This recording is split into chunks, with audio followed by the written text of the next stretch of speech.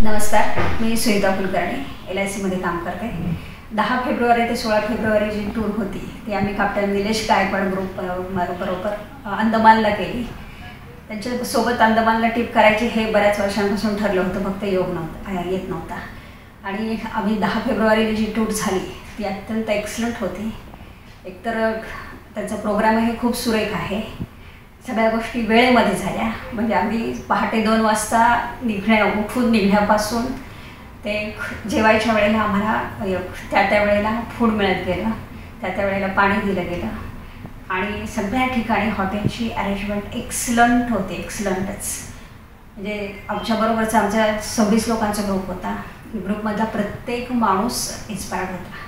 म्हणजे ग्रुपमध्ये एक लेडी हँडिकॅप्ड होती, पण तिचीसुद्धा व्यवस्था इतकी सुरेख ठेवली गेली।